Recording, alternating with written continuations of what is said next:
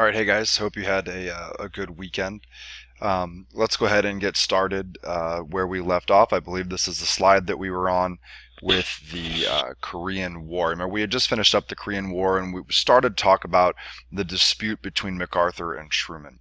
Now, if you remember from the Korean War, to review just a bit, uh, the war went back and forth. And as sort of that second phase of the war, as the United States, or I should rather say the United Nations, is pushing the North Koreans out of South Korea and almost taking over all of North Korea, MacArthur will push close to the Yalu River. And the closer to the Yalu River they get, the more China will essentially warn him not to approach the river and the Chinese border. But of course, MacArthur is going to ignore this, and then the Chinese troops are going to get involved. So China will get involved, and this is when they start to push back against the UN forces again, and they will eventually push back past the 38th parallel. Now, this is going to be the source of the divide between MacArthur and Truman. If you remember from the policy, the domino theory policy, they were trying to hold communism to where it was and trying to stop it to spread to Korea, because that would just be one more domino that would sort of set off the chain reaction. And MacArthur, when China gets involved, is going to want to actually start bombing China. He basically sees this as China declaring war on the United States and would like to expand the engagement outside of North Korea and start to bomb China. This, of course, is not something Truman is interested in.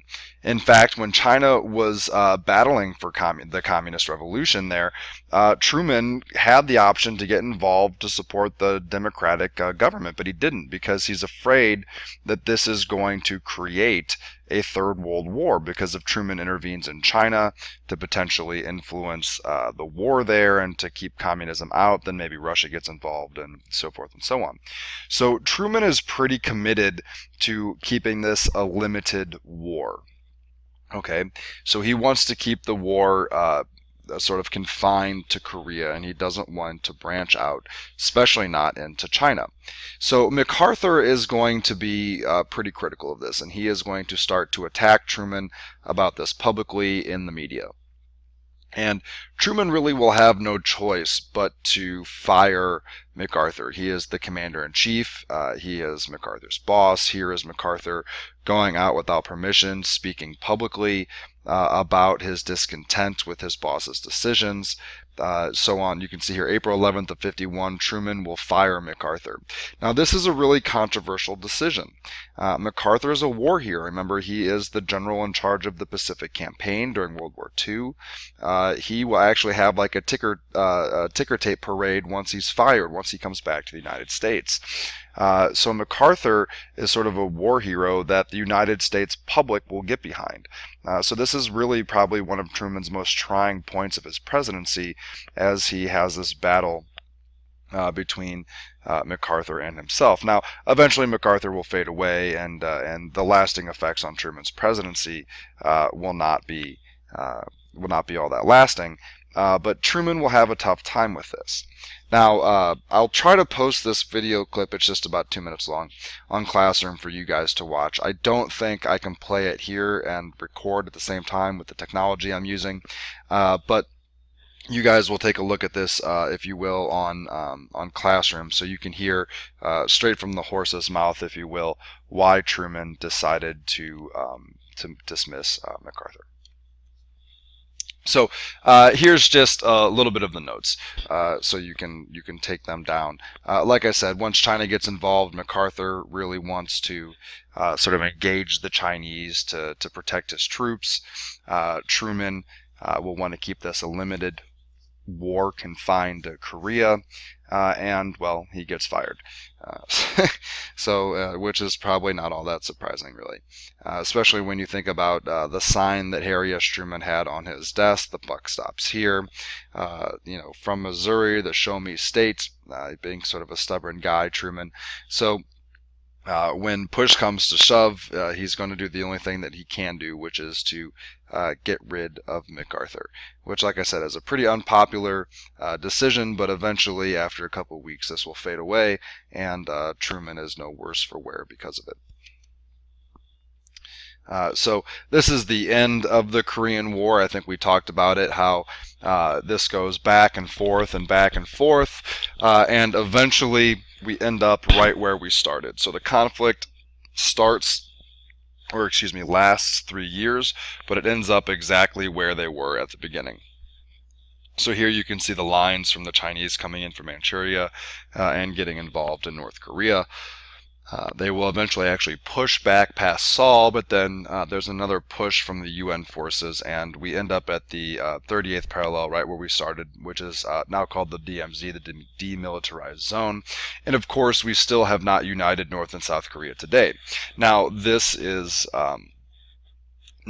it's a ceasefire, basically. So technically the war is still going on. You can see that the armistice line is there, or the ceasefire line. So technically there was no treaty or peace here. Of course, this wasn't even a war, it was a police action. So whether or not it requires that is to be debated. But you can see that the demilitarized zone in the 30th parallel here is basically where we start and where we end with the Korean War. So after all these lives lost and whatnot, it basically is right back where they started. This is called the Forgotten War. It's fought by most of the same people who fought in World War II, particularly on the Pacific Campaign, and is, like I said last week, is the first quote-unquote hot war, if you will, or proxy war of the Cold War. So this actually, even though it's a stalemate, will have a pretty long-lasting effect on the United States. And this comes, and I've referenced this before, but the National Security Council, their number 68 recommendation. This comes during the Korean War in 1950. But this will essentially create what is called the military-industrial complex. And this NSC 68 will essentially recommend a build up, or an arms race, if you will, of arms. They see the first essential proxy war or hot war, and they see how China gets involved. And so this will be incredibly important, not only for the arms race and the nuclear arms race, and this idea of MAD, which stands for Mutually Assured Destruction. We'll talk a little bit more about that later.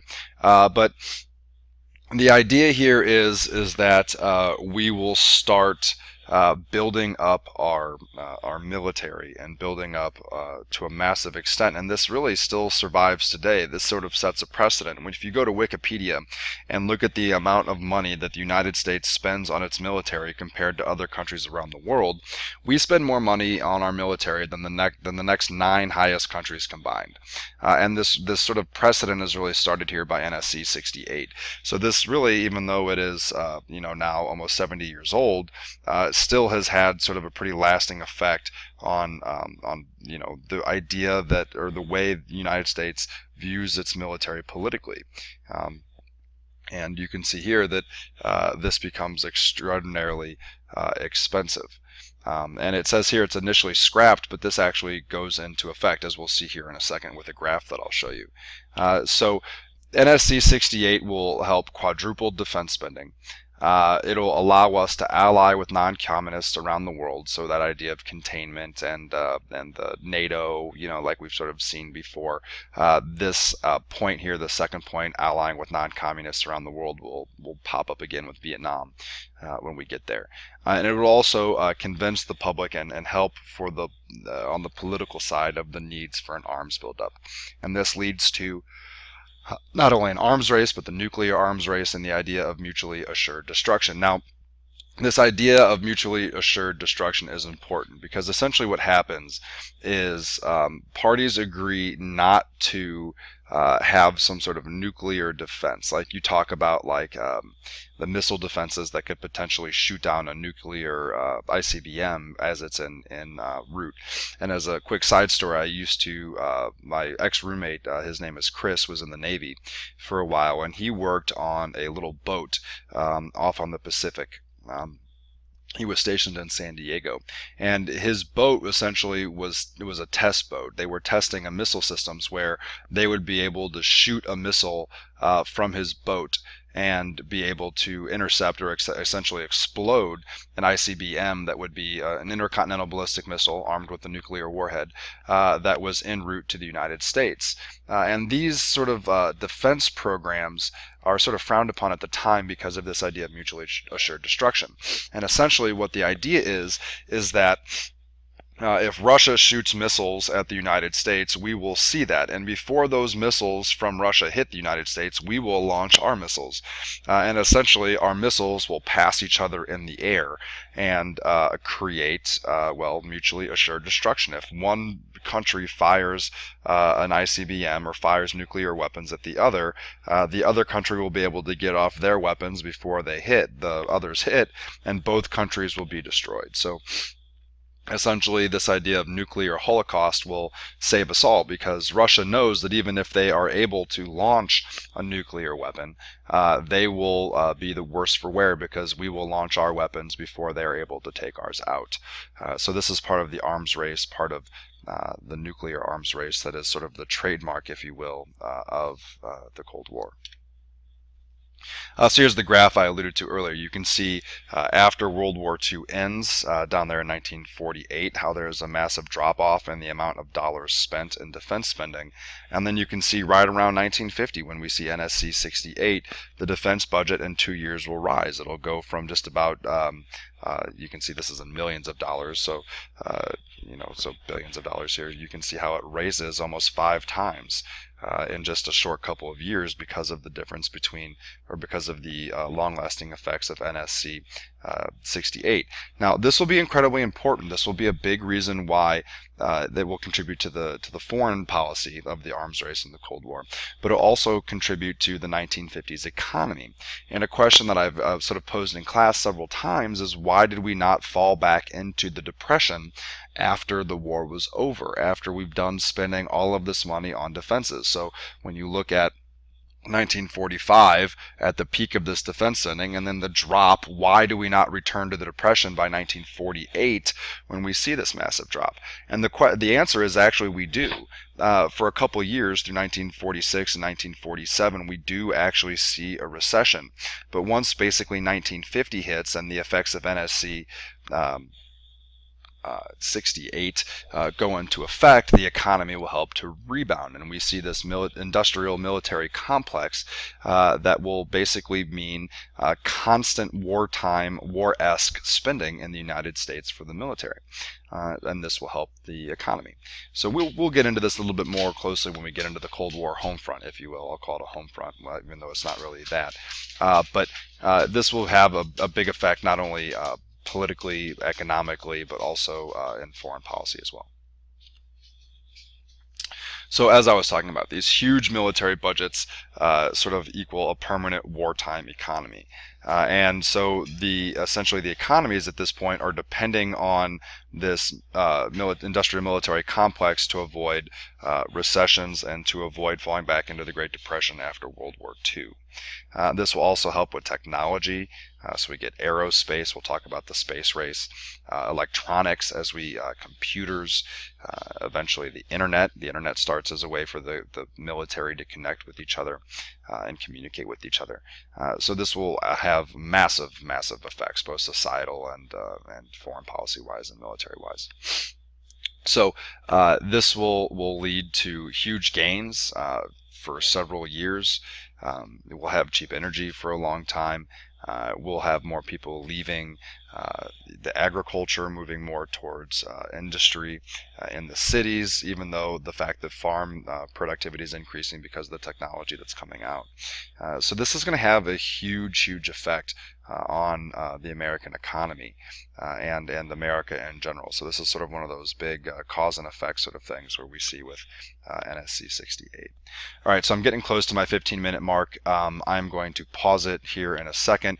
We'll get into the Cold War in Cuba on the flip side of the second part of the lecture.